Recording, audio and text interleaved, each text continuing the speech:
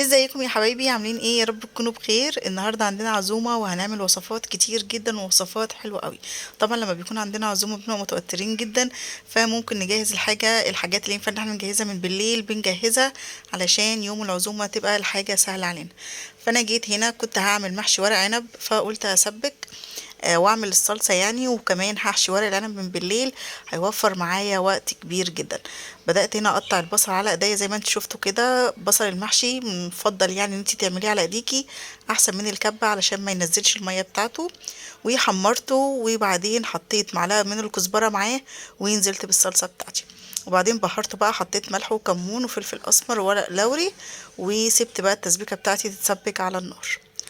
على ما التسبيكة تتسبك جبت حلة حطيت فيها مية وحطيت شوية زيت وعصرة ليمونة علشان هسلق الورق العنب بقى. طبعا اول ما بتحطيه في المية هو بيغير لون على طول كده، لما بيغير لون بقى هبدأ اشيله من المية وهسلق الكمية بتاعتي كلها. اهو بصوا شايفين غير لون ولونه بقى حلو جدا. الزيت بيديله لمعة والليمون بيديله المزازة بتاعته، بيبقى طعمه حلو كده.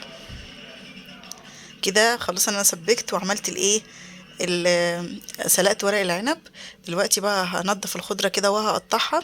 قطعت العيدان الطويله دي عشان هحطها في القعر الحله بتاع ورق العنب، تطلع حلوه جدا معانا والمزازه بتاعتها بتبقى حلوه برضو. وهقطع الخضره بتاعتي قطع صغيره كده زي ما انتم شايفين بالسكينه. الشبت والبقدونس والكزبره فهقطعهم كده زي ما انتم شايفين.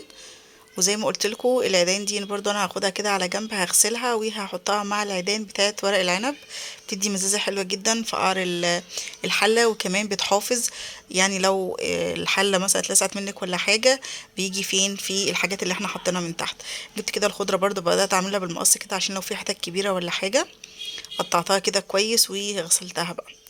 برضو بالليل كان هعمل مكرونة وجلاش، فقلت ايه اعصج اللحمة بتاعتي، اعمل عصاج يعني عشان برضو يبقى موفر معايا الوقت معايا لتاني يوم يعني او ليوم العزومة. جبت البصل كده ونضفته كويس، وبقى ده انا هعمله في الكبة عشان الكمية كبيرة، فهضربه في الكبة وبرضو عشان يطلع معايا ناعم شوية. طبعا العصاج بيبقى البصلة بتاعته ناعمة، ما بتبقاش خشنة زي ما انتي هتقطعيها على ايديكي. هعمل كده كل الكمية بتاعة البصل، هما عملت كبتين كده يعني عشان برضو كمية اللحمة ايه كبيرة. وهعمل كمية كبيرة يعني من العصاج وكده. حطيت بقى زيت على البصل وبدأت أبهر البصل. حطيت ملح وفلفل أسمر وكمون وبابريكا، وحطيت ورق لوري. وأول ما البصلة بدأت تدبل كده نزلت عليها بقرن فلفل، برضو بيديله طعم حلو قوي. زي ما شفت كده اول ما البصله تبدا تدبل معانا هنزل باللحمه بتاعتي. في ناس طبعا بتحب تدي للحمه صدمه الاول وبعدين بتنزل عليها بالبصل، عادي، دي الاكل ده اذواق طبعا زي ما انتوا عارفين. بس احنا بنبقى بنحب يعني البصله تكون مستويه معانا كويس. هبدأ بقى اكسر اللحمة كده وعشان تشرب من البصل، وهتستوي معانا وهتبقى حلوة جدا زي ما انتم شايفين كده. كده خلاص العصاج بتاعنا جاهز ان احنا هنعمل بيه مكرونة بشاميل وكمان هنعمل بيه جلاش. خلاص بقى كده انا هركن اللحمه بتاعتي على جنب، وهجيب بقى الصلصه كانت اتسبكت معايا. هعمل بقى جاهز الخلطه بتاعت محشي ورق العنب. طيب يعني سيد العزومات كلها ورق العنب حلو جدا طبعا في اي عزومه. فجبت الصلصه وحطيت عليها الرز والخضره وظبطت الملح والبهارات. وهلف بقى ورق العنب. ورق العنب طبعا زي ما انتم عارفين هو عنده وشين، وش ناعم ووش خشن. انا بعمل ايه؟ زي ما انت شفت كده في الحله انا حطيت العيدان البقدونس زي ما انا ما قلت لكم، والخضره يعني، وحطيت كمان العيدان بتاعه ورق العنب.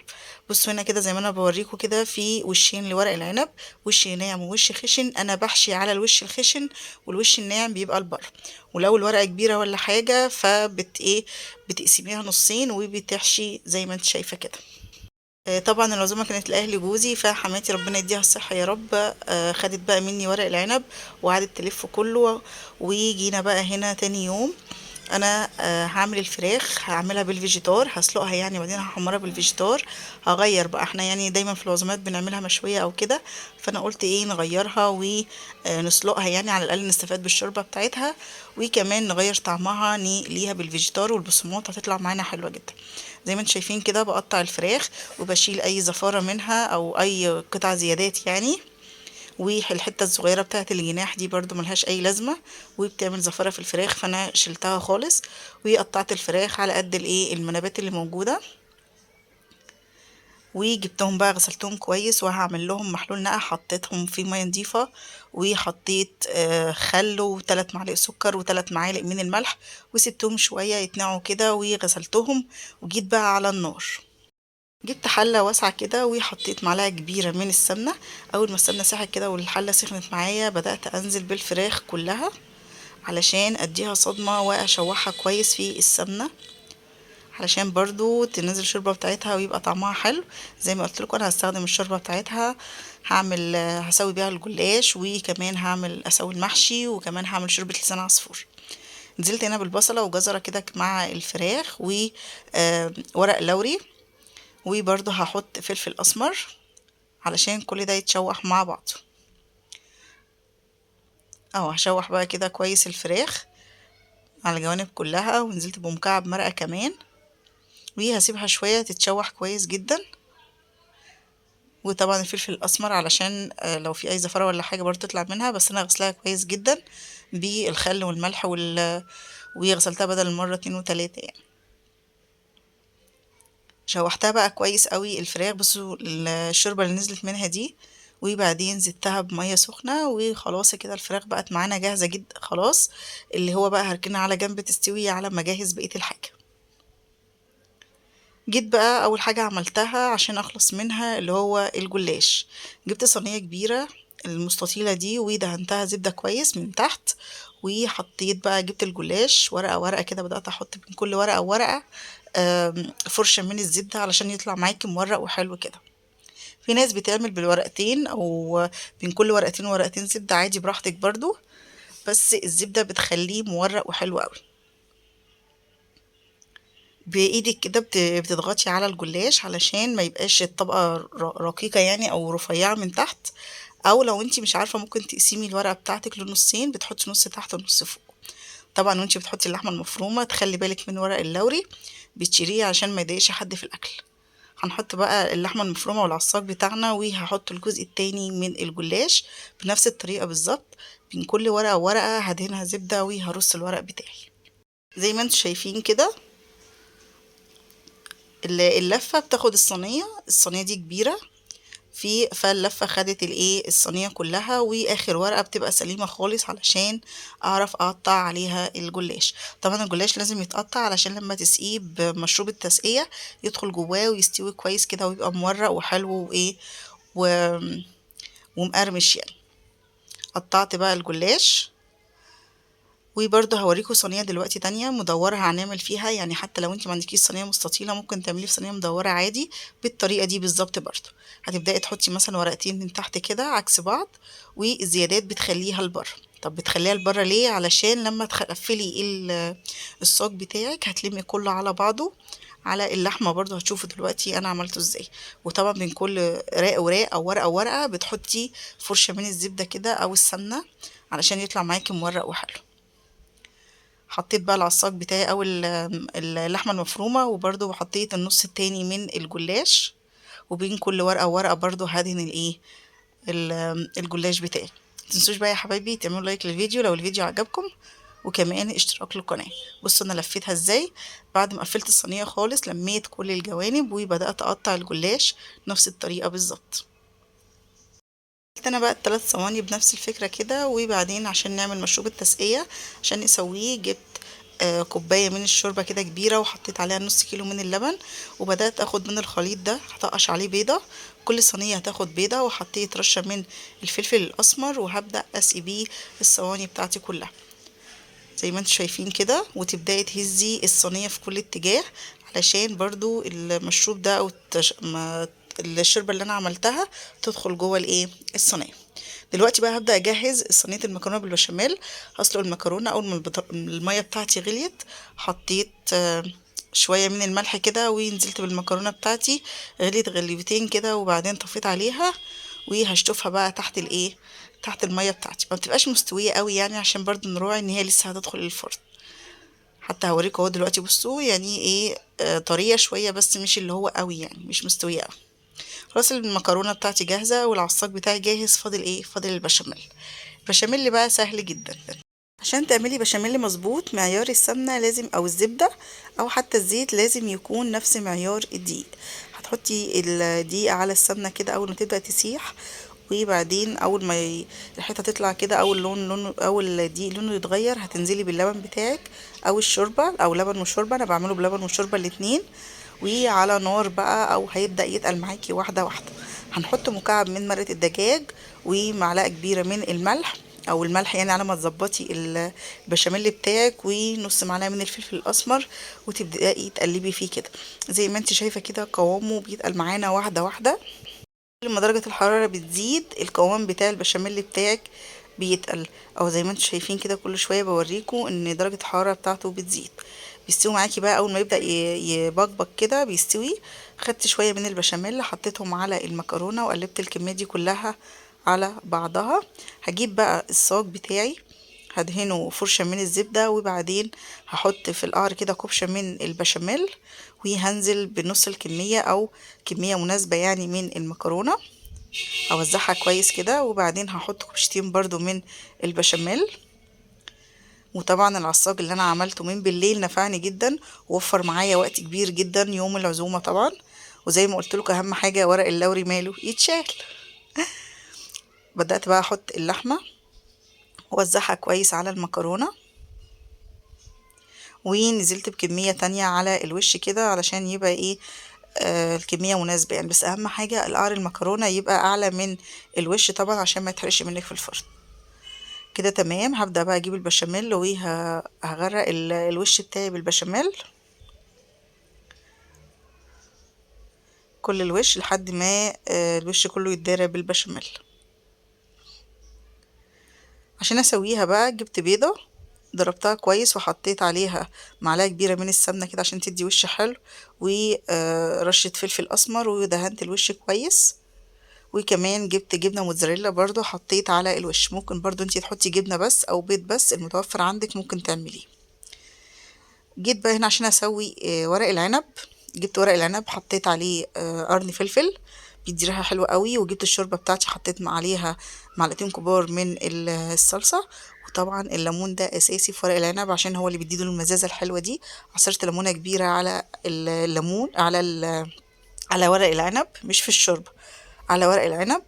وهنا احمد حط التاتش بتاعه بقى، اما حاطط جزرايه كده وعصر الليمون وحط شرايح من الليمون. وبصوا هنا كده بدأ يتشرب. شلت الطبق كده من عليه وكان شكله حلو جدا. احمد بقى حب يساعدني وقال لي خلاص بقى انت تعبتي كده النهارده، انا اللي هحمر الفراخ وهجهز الفراخ بالفيجيتار والبصمات.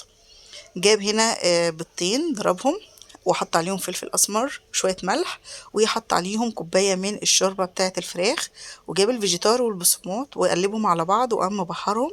حط ملح وفلفل اسمر وكمون وبابريكا، وقلب الخليط ده كله مع بعضه. ده الكفر الخارجي بتاع الفراخ. كتر خيره بصراحه، وقف من غير دي ومن غير اي حاجه. انا اللي هحمر الفراخ فعمل الفراخ بصراحه كانت حلوه جدا. وكمان كنت وبعدين هعمل برضو دلوقتي معاكم السمبوسك الفيجيتار او الكفر الخارجي هو برضو اللي قلاه. هنا كده بدأ يعمل الكمية كلها زي ما انتم شايفين كده بالفراخ. انا طبعا الفراخ استوت ملحتها وشلتها من الشوربة علشان ما تتريش، ولما هديت خالص جابها بقى علشان يعمل ايه يحطها في الفيجيتار. خلص الكمية كلها كده وقام حاططها في الفريزر. ووقت القلي بقى جابها طلعها من الفريزر وحطها في زيت سخن وتقلبها زي ما انتم شايفين كده طلع لونها حلو جدا جدا جدا يعني. جبنا بقى طبق كده وحطينا شوية خضرة وبدأنا نحط عليها الفراخ زي ما انتم شايفين، وخلصناها كلها. رش عليها رشة ملح وشوية كمون وشوية خضرة، وكده الفراخ بتاعتنا بقت جاهزة وبقت تمام جدا على الأكل. ألف هنا وشفا على اللي كلوها يا رب. وبرضو جبت لهم سمبوسة او عملت لهم سمبوسك. السمبوسك دي حلوة جدا خفيفة كده ولذيذة، وكمان حلوة قوي على سفرة رمضان. هي اسمها سمبوسة ولا سمبوسك على حسب بقى ما بتقولوها يعني. المهم انا هحشيها جبنه. جبت علبه جبنه كده وحطيت عليها شويه من الموتزاريلا، وجبت زيتون مخلي وقطعتها هي جبنه بالزيتون، حبيت احط عليها زيتون. جبت بقى السمبوسك بتاعتي وعملتها زي القرطاس كده وبدأت اقفلها. عملت عجينة من الدقيق والمية وخلصت الكمية كلها بتاعت السمبوسك زي ما انتم شايفين كده، بالطريقة اللي تحبيها او السهلة بالنسبة لك انك تلفيها يعني. جبتي برضو زيت سخن كده، زيت يعني حطيته على النار، واول ما بدأ يسخن نزلت بالسمبوسك برضو احمد اللي كان بيقليها. تعب معايا والله النهارده، ربنا يخليه يا رب. المهم نزلنا بالسمبوسك كده وبدأنا نحمرها، وزي ما انتم شايفين كده طلع لونها حلو جدا، وبرضو خلصنا الكمية كلها. وبرضو عشان التزويق كده والحركات قام حاطط عليها شوية من الخضرة، وكده السمبوسك بتاعتنا جاهزة. برضو العزايم بتحب لازم يكون في شوربة كده على السفرة او على التجمعات يعني، فحبيت اعمل شوربة لسان عصفور. جبت لسان عصفور وبدأت احمره كده. اول ما بيبدأ ياخد لون بنزيده بالشوربة، يعني لسان عصفور انتوا عارفين مش محتاج افتكاسات يعني، بس ايه، قلنا نستغل الشوربة بتاعتنا الحلوة بتاعت الفراخ دي ونعمل شوية لسان عصفور. اول ما بدأ يتحمر معانا زي ما انتم شايفين كده هنزل بالشوربة وهسيبه يستوي. اول ما بيغلي غلوتين بطفى عليه وبيكمل سواء في الشوربة بتاعته. برضو خلاص كده انا يعتبر خلصت، سويت المكرونة بتاعتي وكمان سويت الجلاش والفراخ جاهزة والسمبوسة جاهزة واللسان عصفور برضو جاهز. يعني كل حاجة كده تمام معانا. زي ما انتم شايفين هو الحاجة طالعة شكلها حلو جدا وكمان طعمها كان حلو قوي. وبرده ما نسيتش طبعا الحلويات، عملت لهم كنافة. انا جهزت الكنافة، برده هحط لكم الوصفة بتاعتها في الوصف، كنت عملتها معاكم قبل كده. حطيت بس هنا كنت بوريكم يعني ان انا عاملة حلويات وزدتها سمنة في الاخر كده وحطيتها في الفرن، واول ما طلعت زودتها بالشربات. خلاص المغرب كان قرب يأذن والجماعة جم اهل جوزي، فبدأت ايه اقطع الجلاش بتاعي كده واقطع المكرونة واجهز الاكل، علشان بقى ايه خلاص المغرب كان هيأذن. وبدأنا هنا نرص الجلاش زي ما انتم شايفين كده طالع حلو جدا، وكمان المكرونة قطعناها برضو. حقيقي والله مش الأكل المهم، حقيقي التجميع هي الأهم. ربنا يديم وجودهم دايما يا رب كده ودايما متجمعين.